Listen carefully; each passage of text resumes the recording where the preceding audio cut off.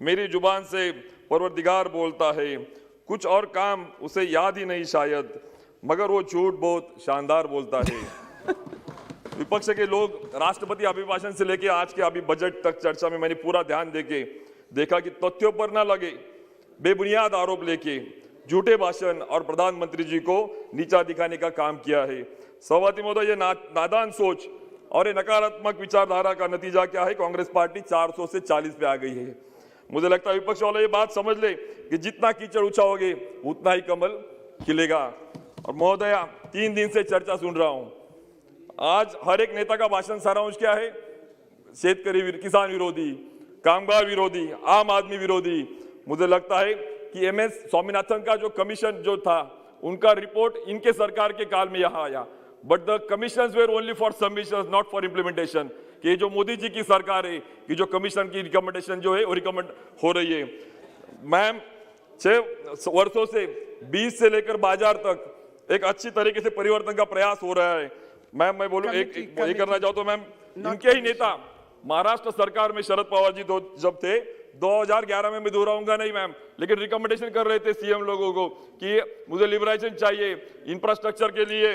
उनको बोल रहे थे कि कॉन्ट्रैक्ट फार्मिंग को आगे बढ़ाओ, लेकिन महोदय कथनी और करने में फर्क है। अवसरवादी होने का ये सबसे बड़ा उदाहरण है। महोदय, जिनकी सरकार आज से 15 साल पहले ये काम करना चाहती थी, वही मोदी जी का अंजाम है। कोई मुद्दा ना होने के कारण ये सिर्फ आंदोलन कर रहे। महोदय, महाराष्ट्र में 2006 में इनके कांग्रेस विचारों वालों की सरकार थी, उसी वक्त उन्होंने एक्चुअली प्राइवेट मार्केट कमेटी का बिल लाया, उन्होंने लाइसेंसिंग दिया, कॉन्ट्रैक्ट फार्मिंग करवाया, और आज अभी यहाँ पे मुझे लग रहा है ये जो दोहरी नीति है ये सब किसानों के ध्यान में आ रही है।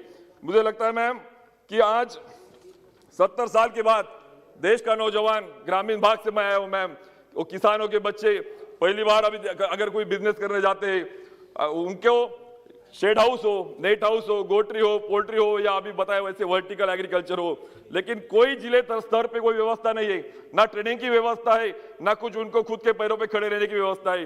First time after the 70 years ma'am, budget में 1 लाख करोड़ का इंफ्रास्ट्रक्चर एग्रीकल्चर फंड जो है कि जिससे ग्रेडिंग, पैकिंग, उससे जाके प्रोसेसिंग, राइपनिंग चैम्बर जैसे और वर्टिकल एग्रीकल्चर जैसे एग्रीकल्चर इंफ्रास्ट्रक्चर होके मुझे लगता है उनके पैरों पे खड़े होंगे। मैम, दूसरी बात मैं कहना चाहता हूँ कि एनिमल हस्बेंड्री इंफ्रास्ट्रक्चर फंड कि जो एक्चुअली डेयरी जो यूनिट्स है वो आगे लेके, मैडम 1-2 मिनट में लेना चाहता हूँ मैम। 2 मिनट नहीं है मैम, प्रधानमंत्री मत्स्य संपदा योजना जो फिशरीज बायोफ्लाक से लेके आज वो तकनीकी यहाँ पे आ रही है मैम। पॉइंटेड अपने क्षेत्र का कुछ कहना है तो बोलिए। बोल रहा हूँ मैम, आखिरी बात पे जा रहा हूँ मैम। बी कीपिंग जो महिलाओं के लिए बजट में प्रावधान है, किसी ने, मैं दोहराऊंगा नहीं कोई बात, लेकिन बी कीपिंग से मैम पॉलिनेशन होगा, एनवायरमेंट प्रोटेक्ट होगा, इकोलॉजी, जियोलॉजी, बायोडाइवर्सिटी और सस्टेनेबल एग्रीकल्चर फार्मिंग की बात मेरी सरकार कर रही है। और मुझे लगता है सिक्किम जाके हमारे पीएम ऑर्गेनिक स्टेट प्रमोट कर रहे हैं, और मुझे लगता है ये बात इनके ध्यान में आना चाहिए मैम।